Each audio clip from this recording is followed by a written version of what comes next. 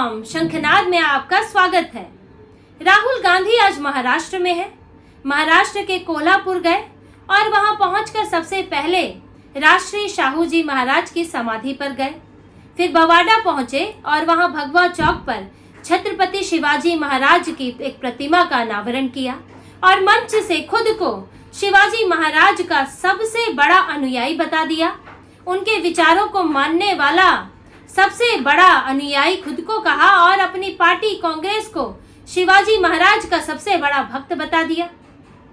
अब आप देखिए, जिस मंच पर राहुल गांधी मौजूद थे, उस मंच पर उन्हीं की पार्टी के ना तो उद्धव ठाकरे थे, ना तो शरद पवार थे। आज एक इतना बड़ा दिन, कांग्रेस जो चुनाव से थोड़े ही समय, लगभग 1 महीना पहले वहां पहुंची है और वहां पर क्योंकि अभी महाविकास अघाड़ी में सीट शेयरिंग पर बात भी चल रही है और अघाड़ी के नेता एक मंच पर कभी दिख भी नहीं रहे हैं इतने दिनों में, तो ये एक मौका था कांग्रेस के लिए कि राहुल गांधी, शरद पवार और उद्धव ठाकरे मिलकर शिवाजी की प्रतिमा का अनावरण करते। लेकिन वहां पर ना तो शरद पवार पहुंचे, ना ही उद्धव ठाकरे पहुंचे, सिर्फ राहुल गांधी गए और प्रतिमा का अनावरण कर दिया और खुद को शिवाजी महाराज का सबसे बड़ा उत्तराधिकारी बता दिया एक तरह से कि वही है जो उनका नाम इस वक्त बुलंद कर सकते हैं। और उद्धव ठाकरे चुनाव के इतने करीब भी उसमें शामिल नहीं हुए। उस मंच पर जहां पर शिवाजी की प्रतिमा का अनावरण हो रहा हो, जहां पर शिवाजी महाराज की जय जयकार हो रही हो और उन्हीं के गठबंधन के उद्धव ठाकरे वहां ना हो, ये सोचने वाली बात है। शरद पवार को तो एक बार फिर भी हम साइड कर दें क्योंकि वो तो कांग्रेस के साथ एक तालमेल बैठाकर बैठे हैं, लेकिन उद्धव ठाकरे को तो ऐसे मौके पर होना ही चाहिए था क्योंकि उद्धव ठाकरे की पार्टी वो पार्टी है जो खुद शिवाजी महाराज की सेना खुद को कहती है, शिवसेना, यानी शिवाजी महाराज की सेना। जिन शिवाजी महाराज के कर कमलों पर, जिनके बताए हिंदुत्व के विचार पर वो पार्टी चलती है। आखिर उद्धव ठाकरे इस मौके पर क्यों नहीं आए इतनी बड़ी प्रतिमा का अनावरण करने के लिए? आखिर सीट शेयरिंग के बीच में ऐसा क्या हो रहा है कि उद्धव ठाकरे राहुल गांधी के साथ मंच शेयर नहीं करना चाहते? इसकी 2 वजह हैं और दोनों पर हम चर्चा करेंगे। पहली वजह, जिसकी शुरुआत सांगली से होती है। जब 5 सितंबर को राहुल गांधी सांगली आए थे, अब राहुल गांधी से कुछ दिनों पहले उद्धव ठाकरे दिल्ली मिलने आए थे, लगभग 1 महीना पहले आए थे और वहां पर उन्होंने राहुल गांधी से रिक्वेस्ट की थी कि उन्हें सीएम चेहरा बना दें, उन्हें ठीक ठाक सीट देते। राहुल गांधी नहीं माने। उद्धव ठाकरे नाराज थे, यहाँ कर कहा भी कि अगर कांग्रेस के पास कोई कैंडिडेट है, शरद पवार के पास कोई कैंडिडेट है तो वो ले आए। लेकिन उनकी बात को किसी ने किसी के कान पर जू भी नहीं रेंगी। अब राहुल गांधी आए तो उद्धव ठाकरे ने नाराजगी दिखाई, उनको न्योता दिया गया था आने के लिए, वो नहीं आए। शरद पवार पहुंचे थे लेकिन उद्धव ठाकरे नहीं पहुंचे और उस वक्त भी महाविकास अघाड़ी की फजीहत हुई क्योंकि कांग्रेस की कोशिश रहती है कि राहुल गांधी के पीछे पूरा इंडी गठबंधन दिखाया जाए कि हर पार्टी राहुल गांधी के पीछे खड़ी हुई है, राहुल गांधी सबको संरक्षण दे रहे हैं। कांग्रेस तो लीडर बनना चाहती है, राहुल गांधी को सबसे बड़ा नेता दिखाना चाहती है। उद्धव ठाकरे ने अस्वीकार कर दिया, नहीं आए। इसके बाद राहुल गांधी के खिलाफ एक अपमानजनक बयान दिया गया था और बयान क्या, एक तरह से धमकी दी गई थी और उसका विरोध हुआ, कांग्रेस ने विरोध किया। उद्धव ठाकरे और शरद पवार उस विरोध प्रदर्शन में भी शामिल नहीं हुए, तब भी सीट शेयरिंग पर चर्चा चल रही थी और दोनों ने मना कर दिया कि हम कांग्रेस के साथ नहीं दिखेंगे। हाँ, हम राहुल गांधी पर दिए बयान की आलोचना करते हैं क्योंकि बयान ही बेहद आपत्तिजनक था।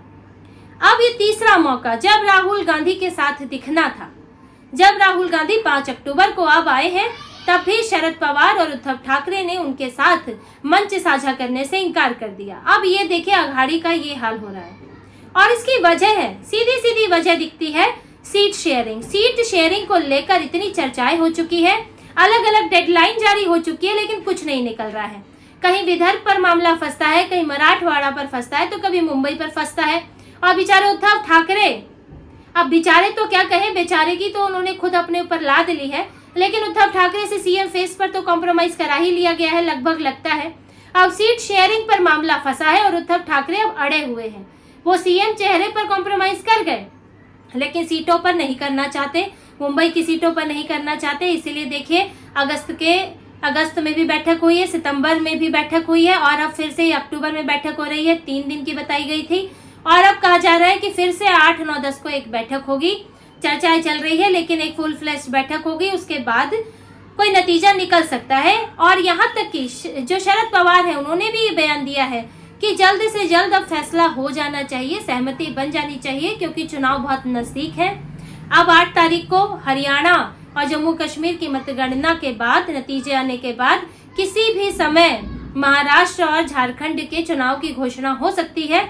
तो अब अगर आपके उम्मीदवार और सीटें तय नहीं होंगे तो आप क्या करेंगे? उम्मीदवार खड़े कब करेंगे?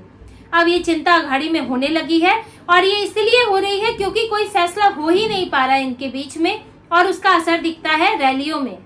कांग्रेस की रैलियों में अघाड़ी के दोनों नेता नजर नहीं आते। अब नाराजगी तो है और वो दिख रही है। राहुल गांधी आते हैं, महाराष्ट्र का दौरा करते हैं और फिर निकल जाते हैं। लगता ही नहीं है कोई गठबंधन है। अब आप चुनाव के 1 महीना पहले भी नहीं साथ दिखोगे तो फिर कब दिखोगे? और देखिए, अघाड़ी में ऐसा लग रहा है कि सब अलग अलग प्रचार में जुटे हैं। शरद पवार अलग दिखेंगे, उद्धव ठाकरे अपने अलग कार्यक्रम करते हैं, अलग अलग जगह भाषण देते हैं, और कांग्रेस भी राहुल गांधी को बुलाती है तो वो अपना अब वो अलग दिख रही है। कोई एक दूसरे के साथ दिखना नहीं चाहता। आप देखिए कि इतने समय हो गया, गठबंधन तो कब से है और अब चुनाव होने वाला है, राहुल गांधी के साथ ये नहीं दिख रहे हैं। आखिर क्या नाराजगी है? यानी कि गठबंधन में बड़ा झोल चल रहा है। और अब दूसरी वजह पर बात करते हैं, और ये वजह सिर्फ उद्धव ठाकरे के लिए है। देखिए, उद्धव ठाकरे की पूरी राजनीति अभी तक की हिंदुत्व पर टिकी है और हिंदू वोट उनके लिए बेहद जरूरी है। भले ही वो अभी मुस्लिम वोटों के पीछे पड़े हैं, उनको ये लालच है, तुष्टीकरण कर रहे हैं, लेकिन हिंदू वोट अगर खिसक गया पूरी तरह तो फिर तो बड़ी मुश्किल हो जाएगी। हिंदू वोटों के बिना उद्धव ठाकरे बची खुची शिवसेना के साथ डूब जाएंगे। तो इसलिए उनकी पूरी राजनीति इसके इर्द गिर्द है। और शिवाजी महाराज पर तो ये पार्टी अपना पेटेंट लेकर चलती है कि हम ही हैं जो सबसे बड़े पुरोधा हैं, और मान भी सकते हैं कि शिवाजी महाराज और उनके बताए हुए विचारों पर चले भी बाला साहेब ठाकरे चले। उनके पोस्टर पर जब से शिवसेना बनी शिवाजी महाराज दिखते रहे और उन्होंने वाकई शिवाजी की सेना बनाई थी। शिवाजी महाराज ने क्या विचार दिया था? उन्होंने हिंदुओं की रक्षा की, उन्होंने हिंदू धर्म की रक्षा की, मुस्लिम आक्रांताओं से देश को, धर्म को बचाया और उनका आक्रांताओं का नाश किया, हिंदुओं को हिम्मत दी। इस विचार पर हिंदुवादी पार्टियां, जो वाकई हिंदुवादी पार्टियां हैं, वो चलती हैं। बाला साहेब ठाकरे चले थे, लेकिन अभी उद्धव ठाकरे इससे भटक गए हैं, पर अब वो भटकते हुए दिखना नहीं चाहते और इसीलिए शिवाजी महाराज, उनको लगता है कि ये शिवाजी महाराज को कांग्रेस उनसे छीन रही है। और उद्धव ठाकरे इस मुद्दे पर कांग्रेस के साथ नहीं दिखना चाहते, क्योंकि कांग्रेस पहले ही बदनाम है तुष्टीकरण के लिए।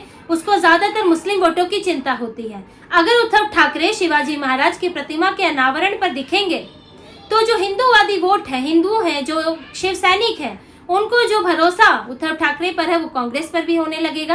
एक तरह से वोट शिफ्ट हो जाएगा।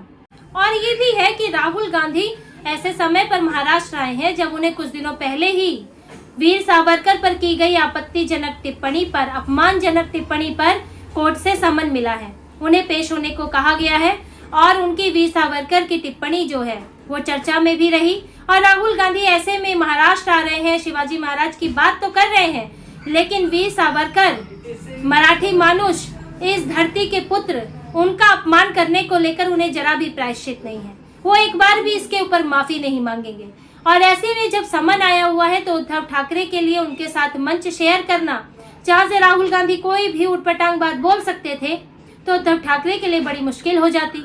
उनके लिए तो पूरा गठबंधन ही मुश्किल बना हुआ है, लेकिन राहुल गांधी के साथ खड़े होना और जब वो भाषण दे रहे हैं तो वहाँ पे टिक जाना बड़ा मुश्किल होता है। और इसलिए उद्धव ठाकरे राहुल गांधी से दूरी भी बना रहे हैं। और कांग्रेस की पूरी स्ट्रैटेजी चल रही है, वो कोशिश कर रही है कि मैं यहाँ गठबंधन में भी दबदबा बनाऊं और चुनाव में भी दबदबा बनाऊं, मुस्लिम वोट भी मिल जाए, हिंदू वोट भी मिल जाए, शिवाजी समर्थक भी मिल जाए, औरंगजेब समर्थक भी मिल जाए, और मुझे जो है किसी तरह से सत्ता में बैठा दे, सबसे बड़ी पार्टी बन जाऊं अघाड़ी में। और अघाड़ी में सबसे ज्यादा सीटें लेना चाहती है, और सीएम पद अगर सबसे ज्यादा सीटें लेगी, सबसे ज्यादा सीटें आई तो सीएम का चेहरा भी कांग्रेस का होगा। उनके नेता तो आए दिन दावा कर रहे हैं, कभी बाला साहेब थोराट कह देते हैं कि कांग्रेस का मुख्यमंत्री होगा, कभी नाना पटोले के समर्थक नाना पटोले को मुख्यमंत्री बना देते हैं। तो देखिए, कांग्रेस तो पूरी तरह से हावी होना चाहती है, दिख रहा है, और इसका असर जो है इनके गठबंधन पर दिख रहा है। और शरद पवार वो तक नहीं आ रहे हैं, हालांकि उनका अलग तालमेल है कांग्रेस के साथ। आज नहीं भी आएंगे तो ये मालूम है कि वो कुछ ना कुछ करके सहमति बना लेंगे, और इनकी सहमति तो गठबंधन में है ही। शरद पवार का काम कांग्रेस के बिना चलता नहीं, कांग्रेस का उनके बिना नहीं चलता। शरद पवार कांग्रेस से अलग भी हुए थे, लेकिन कुछ सालों बाद फिर गठबंधन में लड़ने लगे। लेकिन सबसे बड़ी मुश्किल उद्धव ठाकरे के लिए है, और उद्धव ठाकरे इसीलिए इस पर लड़ रहे हैं, और हो सकता है दूसरे विकल्प भी ढूंढ रहे हो, क्योंकि अभी हाल में खबर भी आई थी। और चाहे सूत्रों के हवाले से ही ये थी, अब सूत्र सही है या गलत है वो तो एक अलग बात है, कितने पक्के सूत्र हैं, लेकिन अब धुआं तो उठा है, कहीं तो चिंगारी होगी ही। जो चर्चा चली है, जो खबर आई है कि देवेंद्र फडणवीस खुद गाड़ी चला के मातोश्री गए हैं, यानी कि कितनी बड़ी सीक्रेट मीटिंग हुई होगी कि उन्होंने अपने ड्राइवर को भी साथ में नहीं लिया कि कहीं कुछ लीक ना हो जाए। अब देवेंद्र फडणवीस 2 घंटे रात में 12 बजे उद्धव ठाकरे के साथ बैठक कर रहे हैं, और वहां संजय राउत जो दिन रात गाली देते हैं बीजेपी को, वो दिल्ली आके जेपी नड्डा से मुलाकात कर रहे हैं। ये पूरा प्रकरण हुआ है अगस्त और जुलाई के बीच में हुआ है। और देखिए, इसके बाद अब उद्धव ठाकरे भी अड़े हुए हैं, और कुछ उम्मीद उन्हें यहाँ से है, कुछ उम्मीद वहां से होगी, कोई सहारा होगा। जो उद्धव ठाकरे जो सबसे खराब स्थिति में अब भी अड़े हुए हैं, और वो मुंबई की सीटों पर तो है ही, दूसरी सीटों पर भी सम्मानजनक स्थिति चाहते हैं, कम से कम बड़े भाई नहीं तो मंझले भाई दिख जाए, वो इसकी कोशिश में है। और अगर बात नहीं बनती है तो उसके बाद महाराष्ट्र चुनाव आते आते बहुत सी चीजों में बदलाव हो सकता है। अब अगर महायुति की बात करें तो वहां भी अजीत पवार जो हैं वो बहुत बड़े बोझ बन के बैठे हैं, तुष्टीकरण की बात करते ही हैं, सीटों पर दावा ठोक ही रहे हैं, थोड़ा तो बीजेपी और शिंदे के लिए मुसीबत बने हुए हैं। और यहाँ जब बात हो रही है उद्धव ठाकरे से, तो बीजेपी की भी सहमति है, कोई वजह बीजेपी की भी रही होगी। तो ये अभी चुनाव आते आते, सीटों का बंटवारा होते होते अगर कोई सहमति नहीं बनी है और संतुष्टि नहीं हुई है, या फिर राजनीतिक भविष्य नजर नहीं आता, तो आप देखेंगे कि चुनाव से पहले भी कोई बड़ा बदलाव हो सकता है, कोई बड़ा फैसला हो सकता है। कौन से गठबंधन की पार्टी कहाँ जाएगी, कहाँ जाकर बैठेगी, हो सकता है कि 2 टूटी पार्टियां साथ आ जाएं, हो सकता है अजीत पवार इधर चले जाएं, उद्धव ठाकरे उधर आ जाएं, या फिर कोई और ही तरीका निकल जाए, कोई अकेला लड़ने को तैयार हो जाए, ये कह नहीं सकते। अभी सिर्फ बात अटकी है सीट शेयरिंग पर। अगर कोई संतोषजनक परिणाम नहीं निकलता है तो फिर महाराष्ट्र की राजनीति में हमें कोई बड़ा बदलाव, कोई परिवर्तन देखने को मिल सकता है। तो इसी तरह की और खबरें और विश्लेषण आपके लिए लाते रहेंगे। हमसे जुड़े रहिए, सब्सक्राइब कीजिए, कमेंट कीजिए। बहुत बहुत धन्यवाद। जय श्री राम।